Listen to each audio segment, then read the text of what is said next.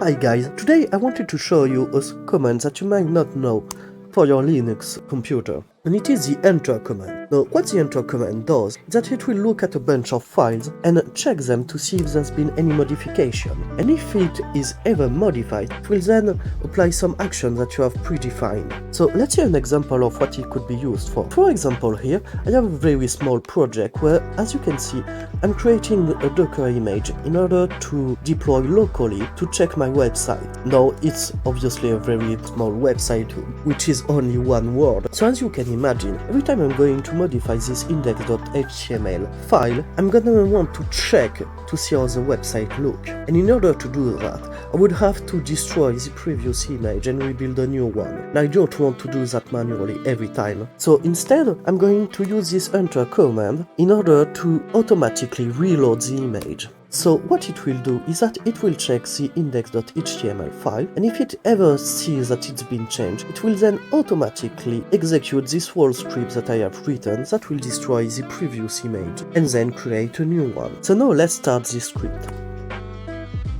And now if I modify the index.html file, I will be able to automatically see the difference. So let's see, it's not a Nixer anymore, it's Nixer 2, because I evolved like a Pokemon. As you can see, it just reloaded everything, just like I asked it to, and my new version of the website is automatically deployed. Now this is obviously not as powerful as pipelines like Jenkins or GitLab CI/CD, but in order to monitor some small project and check when you're modifying some files, it can be really useful. And in fact, you can automate way more things on your computer. So now let's say that I have a config file. So you can see it here. Let's check what's in it. So as you can see, I have a bunch of configurations. But I also want to be alerted and to have a logs for every modification that's done to that config file. So how can I do that? Well, with the enter command, I can do it once again. So let's check my little script for checking my config files. So once again, I will pipe my config file into enter, and then I will send myself a notification and write to the logs the date and the difference between the old config and the new config, and then overwrite the old config with the new one in order to be able to check again. I can obviously have another one in case I want to do rollbacks. So let's try it.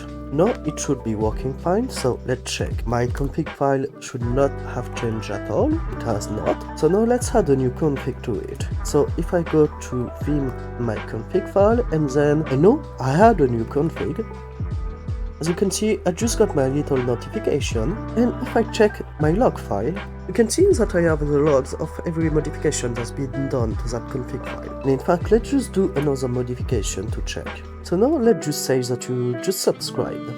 And let's save that modification and check the log file again. As you can see, it can be a pretty powerful tool in order to monitor or automate some of your workload.